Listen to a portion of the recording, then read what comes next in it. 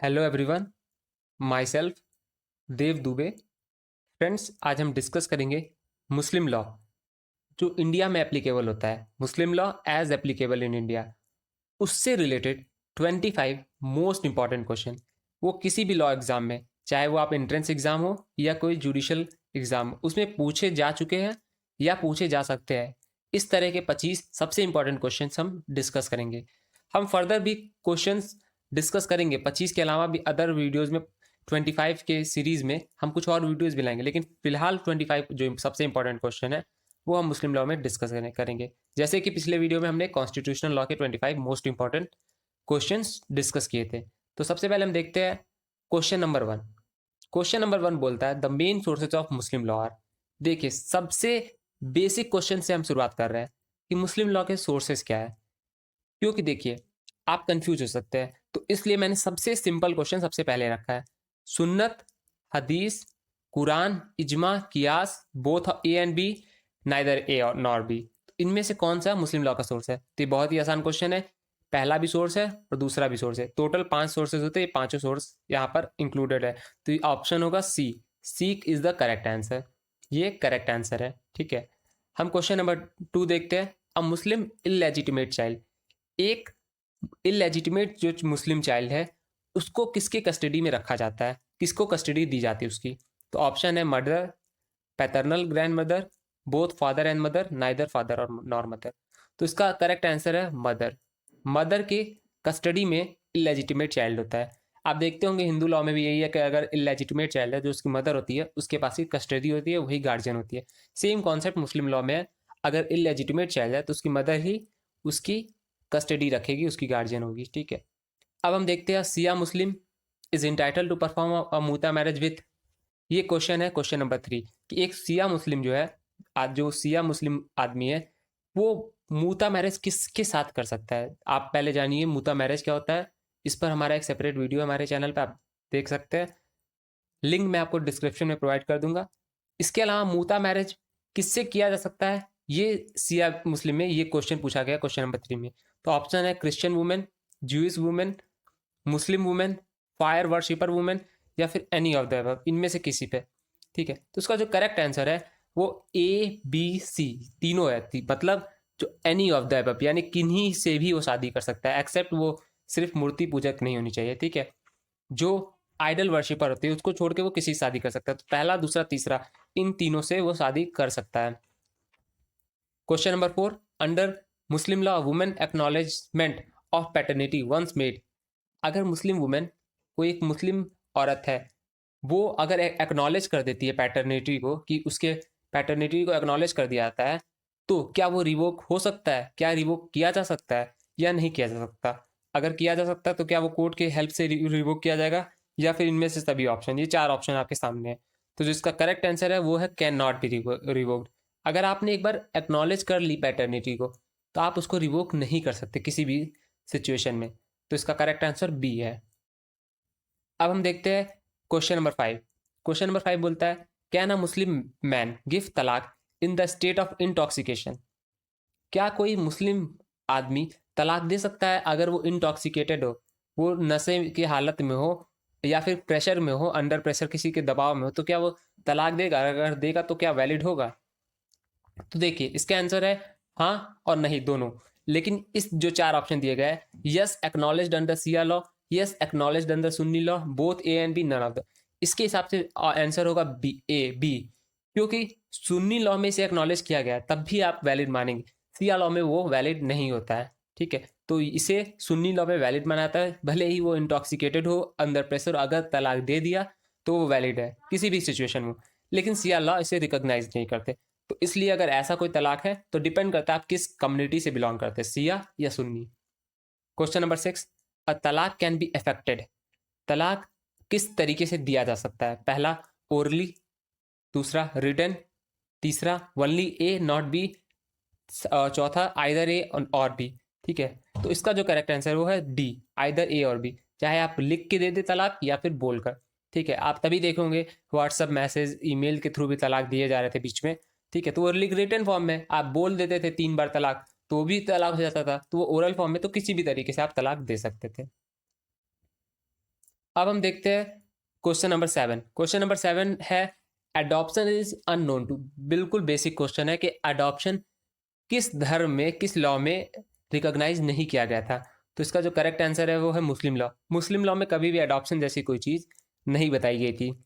Hindu law में adoption जैसा चीज़ था क्योंकि वहाँ पर सन का इंपॉर्टेंस था कि एक सन होना चाहिए जो रिलीजियस ड्यूटीज़ को फुलफिल कर पाए। लेकिन मुस्लिम लॉ में कभी भी अडॉप्शन जैसा कॉन्सेप्ट इंट्रोड्यूस नहीं किया गया था। Question number 8, who can be guardian in minors marriage in Sunni law. ये क्वेश्चन में ये पूछा जा रहा है कि गार्जियन कौन होगा मैरिज के लिए। अगर किसी माइनर की मैरिज की जा रही है तो सुन्नी लॉ के अंतर्गत किसे गार्जियन माना जाएगा। 4 ऑप्शन दिए गए, mother in presence of father, grand mother in presence of father, maternal uncle in presence of father और फादर। देखिए फादर का रोल आप चारों ऑप्शन में देख पा रहे हैं, तो यहाँ तो ये तो क्लियर है कि फादर बहुत इंपॉर्टेंट है। देखिए लेकिन मदर जो होती है वो किसी भी तरीके से मुस्लिम लॉ के अंतर्गत उन्हें इक्वल राइट नहीं दिया गया है और उन्हें गार्जियन नहीं माना जाता। तो गार्जियन मैरिज के लिए भी नहीं माना जाता है। तो बेसिकली वो फादर को ही माना जाता है। फादर के बाद एक लिस्ट प्रोवाइड की गई है, ग्रैंड फादर और इस तरीके से, तो उन लोग को माना गया है गार्जियन। तो इस क्वेश्चन का आंसर है father. Father will be the guardian for minor in case of marriage under Sunni law. अब हम देखते हैं question number 9, the object of serving iddat period. Iddat का जो समय होता है वो क्यों दिया जाता है मुस्लिम लॉ के अंतर्गत, तो उसका ऑब्जेक्ट क्या है, ये क्वेश्चन पूछा गया है। 4 ऑप्शन है, A to ascertain whether the women is pregnant और नॉट, ठीक है, बी पैटर्निटी को पता करने के लिए, सी ए और बी दोनों, और D none of the above. तो जो इसका करेक्ट आंसर है ए एंड बी दोनों, पैटर्निटी को भी पता करने के लिए कि उसका पिता कौन है और ये भी बात पता करने के लिए क्या वो वुमेन वो प्रेग्नेंट है या नहीं, इसलिए ये इद्दत पीरियड दिया जाता है। अब क्वेश्चन नंबर 10 पर आते हैं। क्वेश्चन नंबर 10 बहुत ही इंपॉर्टेंट क्वेश्चन है। देखने में तो बहुत इजी क्वेश्चन लगता है लेकिन बहुत लोग इसे गलत करते हैं। मिनिमम पीरियड क्या है मूता मैरिज के लिए। मूता मैरिज कितने समय के लिए किया जा सकता है कम से कम, 1 महीना, 1 साल, 3 महीना या फिर कोई स्पेसिफाइड पीरियड नहीं है। तो इसका करेक्ट आंसर है कोई स्पेसिफाइड पीरियड नहीं बताया गया है। वो 1 दिन भी हो सकता है, 1 साल भी हो सकता है और 10 साल भी हो सकता है। ठीक है, तो मूता मैरिज का कोई स्पेसिफाइड पीरियड नहीं है मिनिमम। अब हम जानते हैं क्वेश्चन नंबर 11। क्वेश्चन नंबर 11 पूछता है विच of the following Muslim law applies in India. इनमें से कौन सा मुस्लिम लॉ अप्लाई होता है इंडिया में। मुस्लिम पेनल लॉ बिल्कुल गलत, मुस्लिम लॉ ऑफ एविडेंस बिल्कुल गलत, इंडियन एविडेंस एक्ट अप्लाई होता है, इंडियन पेनल कोड अप्लाई होता है। Muslim law of sale of goods ये भी गलत है। करेक्ट आंसर है Muslim women protection of rights on divorce act 1986।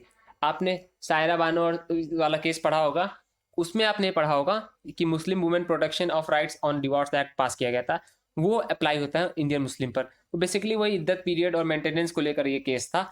इसी को देखते हुए जो सेंट्रल गवर्नमेंट ने थी इस एक्ट को लाया था, ये एप्लीकेबल होता है। Question number 12, for a valid Muslim marriage, एक वैलिड मुस्लिम मैरिज के लिए क्या क्या आवश्यक है, क्या इंपॉर्टेंट है। Offer acceptance must be at same time, offer acceptance must be at same place, offer acceptance must be at same time and place, offer and acceptance may be at different time at different place. तो जो इसका correct option है वो है सी, दोनों same समय और same place पर होना चाहिए, ऑफर भी और एक्सेप्टेंस भी, तभी एक वैलिड मुस्लिम मैरिज बनता है। Question number 13, a Muslim can divorce his wife. Muslim कब अपनी वाइफ को डिवोर्स दे सकता है। Whenever he so desire without assigning any cause, whenever he so desire but with a cause. आपको कारण बताना पड़ेगा, आपको कारण नहीं बताना पड़ेगा, जब आप चाहे तब आप डिवोर्स दे सकते हैं। 2 ऑप्शन ये कह रहे हैं। तीसरा option when ever he so Dzire, जब वो चाहे तब, विदाउट असाइनिंग एनी कॉज, बिना कोई कारण बताए, but only in presence of his wife, लेकिन वाइफ के प्रेजेंस में। डी आइदर बी और सी, ठीक है। तो इसका जो करेक्ट आंसर है वो है ए, बिना कोई कारण बताए वो जब चाहे तब वो तलाक दे सकता है मुस्लिम मैरिज में।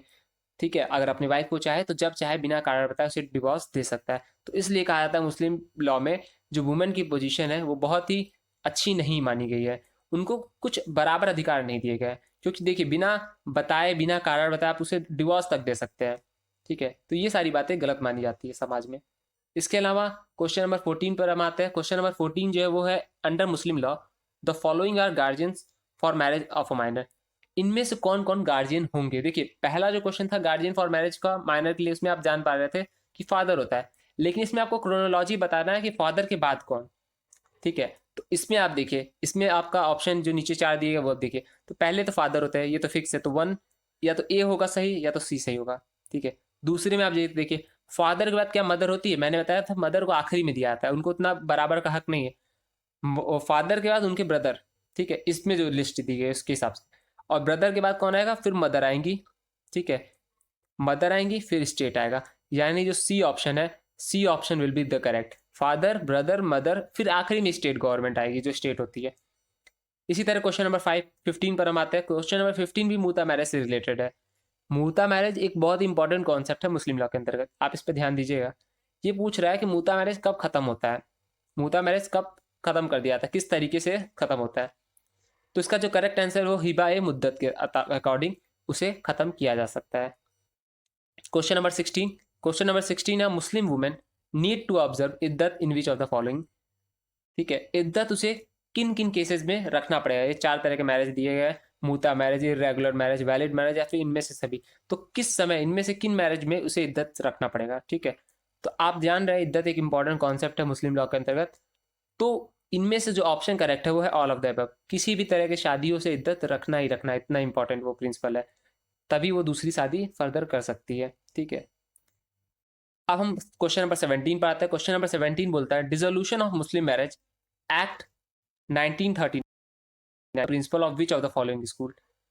देखिए, dissolution of Muslim marriage act जो पास किया गया था, जिससे डिवोर्स होता था, जिससे तलाक होता था, वो किस स्कूल के प्रिंसिपल्स पर बेस्ड था। Hanafi school, Shafi school, Maliki school, Zaidi school. Muslim law आप जब भी पढ़े तो सबसे पहले आप उसके स्कूल्स को पढ़े, उसके हिस्टोरिकल बैकग्राउंड को पढ़े, उसके स्कूल्स को पढ़े, तब आपको एक मुस्लिम लॉ का कॉन्सेप्ट समझ में आएगा कि किस तरीके से डील होता है। क्योंकि वहाँ जितनी कम्युनिटीज़ होंगी, उस कम्युनिटी में हर स्कूल का अलग अलग थॉट्स होता है, किस तरीके से डील किया जाएगा किसी लॉ को, वो अलग अलग, क्योंकि वो कोडिफाइड नहीं है। तो यहाँ पे जो क्वेश्चन है कि ये किसके बेस्ड पर प्रिंसिपल था, वो था मल्लिकी स्कूल, मल्लिकी स्कूल के बेस्ड पर ये एक्ट बनाया गया था। अब हम क्वेश्चन नंबर 18 पे डिस्कस करते हैं। क्वेश्चन नंबर 18 पूछता है, खिलवत और सहीदा का क्या मतलब है। खिलवत और सहीदा से आप क्या समझते हैं। 4 ऑप्शन दिए गए हैं, valid retirement, apostasy, consent under compulsion और ऑप्शन ऑफ प्यूबर्टी। देखिए, ऑप्शन ऑफ प्यूबर्टी तो पूरा डिफरेंट ऑप्शन है, मतलब पूरा डिफरेंट कॉन्सेप्ट है। उसमें ये होता है कि अगर आपने माइनर मैरिज कर दिया तो आपके पास ऑप्शन होता है कि आप प्यूबर्टी की एज पाए तो उस समय आप उस मैरिज को वॉइड डिक्लेयर करा सकती है, खत्म करा सकती है। कंसेंट अंडर कंपल्सन भी होगा नहीं, तो ये दो तो ऑप्शन एकदम गलत है। अब जो ऑप्शन बचा वो है अपोस्टेसी और वैलिड रिटायरमेंट। तो यहाँ पर खिलावत और सहीदा का मतलब है वैलिड रिटायरमेंट, ठीक है। अब हम क्वेश्चन नंबर 19 डिस्कस करते हैं। क्वेश्चन नंबर 19 है, डॉवर डेप्थ का मतलब क्या होता है। ठीक है, डॉवर डेप्थ का मतलब यहाँ पर होता है एक तरह का एक्शनेबल क्लेम, जब वो चाहे वो औरत उसे डिमांड कर सकती है और उसे क्लेम कर सकती है अपने हस्बैंड से। ठीक है, देखिए जो डॉवर होता है वो हस्बैंड बाउंड होता है अपनी वाइफ को देने के लिए, वो एक एग्रीमेंट टाइप में होता है। और जब वो वाइफ चाहे, शादी के बाद, शादी के पहले, वो जब चाहे डिमांड कर सकती है, चाहे वो 10 साल बाद भी शादी है डिमांड कर सकती है, और जैसे ही वो डिमांड करेगी आपको देना कंपलसरी है। तो एक तरह का एक्शनेबल क्लेम है। क्वेश्चन नंबर 20 जो है वो पूछता है, विच of the following is of the legal consequence of divorce under Muslim law. क्या लीगल कॉन्सिक्वेंस होगा अगर डिवोर्स कर दिया जाए मुस्लिम लॉ के अंतर्गत। ठीक है, अगर तलाक हो जाता है तो उसका क्या लीगल इफेक्ट पड़ता है। तो ऑप्शन आपको 4 मिल रहा है। पहला, the parties acquire the right to contract another marriage, दूसरा शादी करने का अधिकार आपको मिल जाता है। Cohabiting becomes unlawful, mutual rights of inheritance ceases, all of the above. ठीक है, mutual right of inheritance cease कर जाता है, कोहैबिटिंग अनलॉफुल हो जाता है, या फिर पार्टीज एक्वायर कर लेती है right to contract another marriage. ठीक है, ये 4 आपका ऑप्शन है, इसमें पहला जो ऑप्शन है वो करेक्ट है। अब हम आते हैं क्वेश्चन नंबर 21 पर। क्वेश्चन नंबर 21 बोलता है, when a Muslim mother loses her right of hizanat या फिर कस्टडी, जब उसे कस्टडी का हक छीन लिया जाता है। आप जानते होंगे जब बच्चा छोटा होता है, 2-3 साल का होता है, ठीक है, या फिर लड़की है वो 7 साल से नीचे है, लड़का 7 साल से नीचे है, 3 साल से नीचे है, एक एज फिक्स की गई है, तब तक तो मदर को ही कस्टडी मिले किसी भी हालत में। ठीक है, क्योंकि उसकी प्रॉपर केयर मदर ही कर सकती है, तो उसे हिजानत का राइट कहते हैं, कस्टडी का राइट कहते हैं। तो अगर उसे ये अधिकार छीन लिया जाता है, ठीक है, तो कैसे वो अधिकार लीगली छीना जा सकता है, ये या फिर अपने आप छीन जाता है। तो वो है by her apostasy, by her misconduct, by marrying within the degree of prohibited relationship, या फिर इनमें से सभी। तो इनमें से सभी, अगर उनमें से कुछ भी वो एक्ट करती है, वो मिसकंडक्ट करती है, गलत व्यवहार करती है, अपोस्टेसी करती है, या फिर प्रोहिबिटेड रिलेशन में वो शादी कर लेती है, अगर ऐसा कुछ करती है तो उससे वो हिजानत का अधिकार छीन जाएगा और वो जो कस्टडी का अधिकार है, जो गार्जियनशिप का अधिकार है, वो किसके पास चला जाएगा? पेरेंट्स के पास, फादर के पास। क्वेश्चन नंबर 22, क्वेश्चन नंबर 22 बोलता है among Muslim which school does not mention minimum amount of डॉवर। इनमें से कौन सा ऐसा स्कूल है जिसमें कोई मिनिमम अमाउंट नहीं बताया डॉवर का क्या होगा? ठीक है, कोई भी अमाउंट फिक्स नहीं किया है, वो है साफी स्कूल। साफी स्कूल में कोई मिनिमम अमाउंट फिक्स नहीं किया गया है डॉवर का। क्वेश्चन नंबर 23, क्वेश्चन नंबर 23 बोलता है who is the natural guardian of a Muslim female child. Muslim female child का गार्जियन कौन होगा? नेचुरल। ठीक है, तो देखिए बहुत सिंपल क्वेश्चन है, फादर। फादर को सारा अधिकार यहाँ दिया गया, तो जो फादर होंगे वही मुस्लिम फीमेल के भी नेचुरल गार्जियन माने जाएंगे, मुस्लिम चाइल्ड के भी नेचुरल गार्जियन माने जाते हैं, तो फादर ही यहाँ पर करेक्ट आंसर है। 24 जो क्वेश्चन नंबर है उसे डिस्कस करते हैं। इम्प्लाइड एंड कंटिजेंट तलाक इज नॉट अप्रूव्ड बाई। जो इम्प्लाइड जो तलाक होता है, यानी आपने कुछ बोला नहीं, कुछ लिख के दिया नहीं, लेकिन इम्प्लाइड रूप से आपका कुछ एक्ट ऐसा है जिससे वो तलाक मान लिया जा रहा है, या फिर कंटिजेंट किसी कंडीशन पर बेस्ड तलाक है अगर है, तो किस स्कूल के द्वारा रिकॉग्नाइज नहीं है? तो वो है सिया स्कूल के द्वारा। सिया ऐसे तलाक को वैलिड नहीं मानते हैं। अब हम आते हैं क्वेश्चन नंबर 25 पर। क्वेश्चन नंबर 25 आज के टॉपिक का आखिरी क्वेश्चन है। इसमें ये पूछा गया a Muslim women can seek divorce if the husband is not traceable for a period. Muslim women कब डिवोर्स ले सकती है अगर उसका हस्बैंड प्राप्त नहीं हो रहा है, हस्बैंड मिसिंग है, कितने साल के लिए? ठीक है, तो पहला 7 साल, तो बिल्कुल बहुत लोग आप 7 साल टिक लगा कर आ जाएंगे क्योंकि इंडियन एविडेंस एक्ट में उसे डेड मान लिया जाता है। ठीक, दूसरा 5 ईयर, तीसरा 4 ईयर, चौथा 3 ईयर। तो इसका करेक्ट आंसर है सी, 4 ईयर। अगर 4 ईयर से वो मिसिंग है तो उसे आप डिवोर्स दे सकती है। This is all from my side. अगर आपको हमारा वीडियो पसंद है तो प्लीज़ चैनल को सब्सक्राइब करें। Thank you.